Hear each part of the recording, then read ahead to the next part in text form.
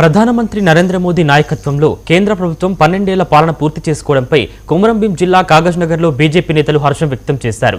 ఈ సందర్భంగా Sirpur MLA doctor Palvai Harish బాబు, రాష్ట్ర అధికారిక ప్రతినిధి మహేష్ మాట్లాడుతూ కేంద్ర ప్రభుత్వ హయాంలో దేశ మౌలిక వసతులు, డిజిటల్ రంగాల్లో విశేష పురోగతి సాధించిందన్నారు. అత్యంత వేగంగా అభివృద్ధి చెందుతున్న ఆర్థిక వ్యవస్థలలో ఒకటిగా నిలిచిందన్నారు. సంక్షేమ పథకాల ద్వారా కోట్లాది మంది లబ్ధి పొందారని తెలిపారు. అంతర్జాతీయంగా భారత్ ప్రతిష్ట మరింత పెరిగిందని పేర్కొన్నారు. తెలంగాణ సమగ్ర అభివృద్ధికి డబుల్ ఇంజిన్ సర్కార్ అవసరమని వారు అభిప్రాయపడ్డారు. ఆయన సుదీర్ఘ కాలం పాటు ప్రధానమంత్రిగా భారతదేశానికి సేవ చేసుకునే అవకాశం ఇవాళ దేశ ప్రజలు కల్పించారు. అత్యంత సుదీర్ఘ ఇంతకుముందున్న రికార్డులన్నీ బద్దలు కొట్టి అటువంటి అరుదైన ఘనత వాళ్ళకి దక్కింది. కానీ ఆయన ఎన్నడూ కూడా అహంకారానికి పోదు.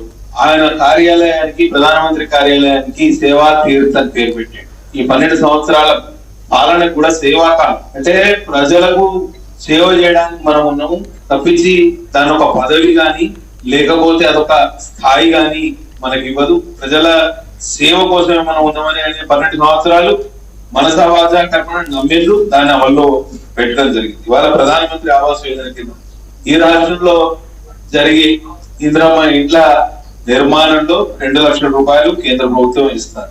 వీళ్ళన్ని టంకా బజాయించి చెప్పే ప్రయత్నం చేస్తున్నారు. కానీ ప్రధానమంత్రి ఆవాస్ యోజన అర్బన్, రూరల్ 2 స్కీముల కింద రాష్ట్ర ప్రభుత్వం నిధులు తీసుకుంటుంది. అంగన్వాడీలకు దాదాపు 60% మన అంగన్వాడీ సంబంధించిన కొంతమంది కార్యకర్తలు ఉన్నారు. సక్షమ అంగన్వాడీలు అని చెప్పి ఒక తెలంగాణ రాష్ట్రంలో 5,000 కొత్త అంగన్వాడీలు, అంటే ఉన్న అంగన్వాడీని అప్గ్రేడ్ చేసే కార్యక్రమం. అందులో ఇటువంటి టీవీ ఉంటది, పిల్లలకు ఆడుకునే వస్తువులు ఉంటాయి, వాళ్ళకు మెరుగైన పోషకాహారం ఉంటుంది, పక్కన జాగా ఉంటే కిచెన్ గార్డెన్ కూడా ఏర్పాటు చేసుకోవడానికి వెసులుబాటు కల్పిస్తూ అప్గ్రేడ్ చేస్తున్నాం. అట్లా ఇవాళ దేశవ్యాప్తంగా పనిచేస్తున్న 14 లక్షల అంగన్వాడీలకు మనం ఇవాళ నిధులు ఇస్తాం. ఆయన సుదీర్ఘ కాలం పాటు ప్రధానమంత్రిగా భారతదేశానికి సేవ చేసుకునే అవకాశం ఇవాళ దేశ ప్రజలు కల్పించారు. అత్యంత సుదీర్ఘ ఇంతకుముందున్న రికార్డులన్నీ బద్దలు కొట్టి అటువంటి అరుదైన ఘనత వాళ్ళకి దక్కింది. కానీ